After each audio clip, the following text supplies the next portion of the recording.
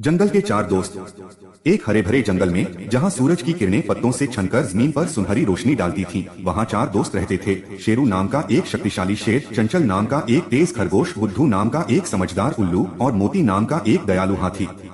शेरू अपनी शक्ति के लिए जाना जाता था, लेकिन वह घमंडी नहीं था। चंचल अपनी तेजी और फुर्ती के लिए प्रसिद्ध था। बुद्धू अपनी आंखों और ज्ञान के लिए जंगल में सम्मान पाता था और मोती अपनी बड़ी ताकत के साथ साथ अपनी शांत और मददगार प्रकृति के लिए सबका प्रिय था। एक दिन जंगल में अचानक भारी बारिश हुई और एक पुरानी विशाल नदी में बाढ़ आ गई। जंगल के बीच से गुजरने वाला एकमात्र लकड़ी का पुल टूट गया। कई छोटे जानवर नदी पार करने से डर रहे थे।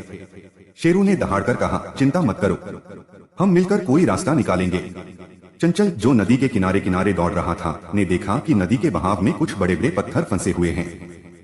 उसने जल्दी से आकर सबको बताया।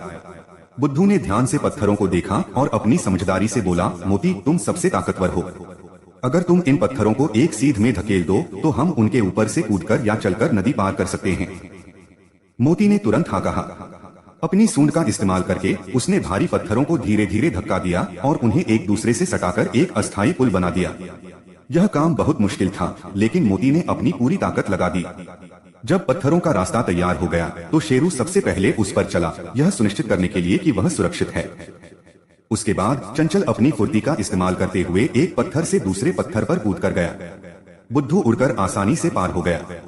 अंत में मोती भी धीरे से उस रास्ते को पार करके दूसरी तरफ पहुंच गया। फिर उन्होंने बाकी छोटे जानवरों, हिरणों, बंदरों और गिलहरियों को भी इस नए पत्थर के पुल से नदी पार करने में मदद की। बाढ़ खत्म होने के बाद जंगल के सभी जानवरों ने चारों दोस्तों का धन्यवाद किया। उन्होंने सीखा कि ताकत, शेरू और मोती, तेजी, चंचल और बुद्धिमानी, बुद्धू, जब एक साथ काम करते हैं तो बड़ी से बड़ी समस्या का समाधान किया जा सकता है।